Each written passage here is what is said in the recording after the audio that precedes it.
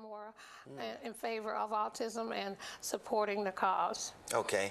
Now, you have mentioned some things about even things you've noticed with your son, that he's extra, it seems like his senses are heightened in other areas, where his brain may not function as well in one area, but his senses are heightened in other areas. Talk to us about that. Just like we have our five senses, touch, taste, smell, hearing.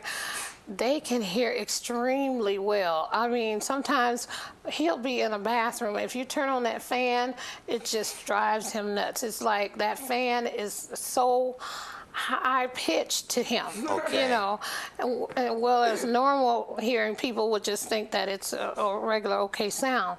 And then sometimes you could be driving and you can hear something like siren way back off, but they can hear it way before you can, and they're already something triggers in their ears or something. Their senses are at a heightened state, and touch. Some autistic children like deep pressure. They like those deep hugs. Some don't want you to touch them at all. Just the slightest touch will just make them quiver and shake. So each sense is very affected in autism. So okay, sometimes that can be real helpful to you to have him around. Because he'll notice things before you ever even think about it. Oh, yes, he will. He'll hear something coming before I ever hear it or anything. And dogs barking, they can hear it even. It might not be to us a sound that would concern us, but to him, it would just send him off like holding the ears into a little bit of a tizzy. So.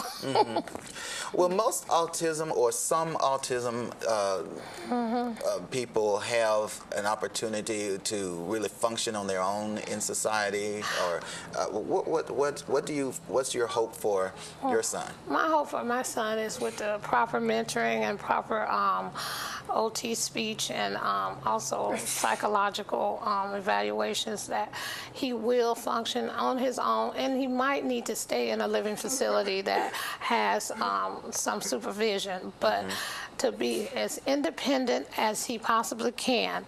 And the goal of Kelsey's Place is to make sure that each child reach their highest level of independence, because each child is different, and some of them will go off to college and some of them will have jobs that people thought would not be possible for a person with autism.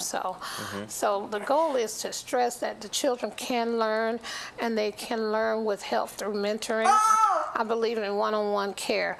If they have a one-on-one aide that can supervise them and help with the tasks, they are very routine people. They have to keep a routine all the time. And like today, his routine is disrupted, so that's why he's a little excited to see all the lights. But normally, if the routine is the same pattern, they will learn a lot faster and quicker, and they can grow and achieve and do things on their own independently. That's wonderful.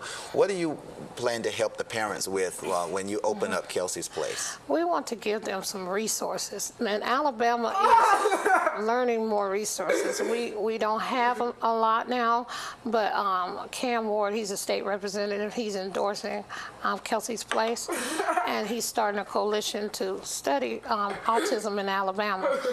So we want to offer resources to them on a nationwide level, as well as the state and local levels, like Autism Society of Alabama and other places that offer services to families.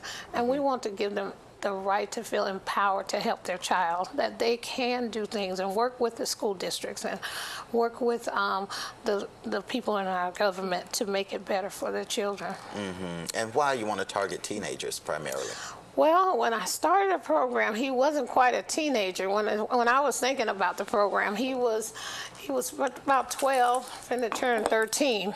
But the thought came, we have a lot of early intervention programs that are starting now. Quiet, please. They're starting now. We have the one in Auburn, and then they have some other aftercare programs that will take them if they're young with autism. But we don't have anything targeting children who are teenage and young adult with autism. And they can still learn, and they still are able to achieve a lot of goals.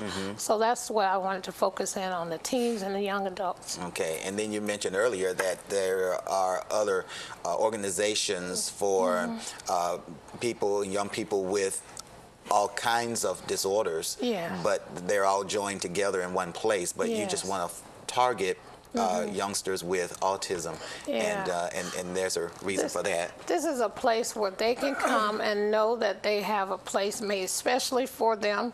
And autism is number one growing disability in America, and this disability has been out of the loop so long. So now we want to make sure that they are recognized and that they do get the chance to improve on their skills. Give your website, please. Our website is www.Kelcie, Kelcie, place, place.org. Okay, Ms. Roper, thank you for joining us today. Thank you. Thank you, Kelcie. Thank you. So good to have you on the program. All right. We thank you for joining us for this week's Joy in Our Town, and we hope you'll join us again next week at the same time, and we'll be right here.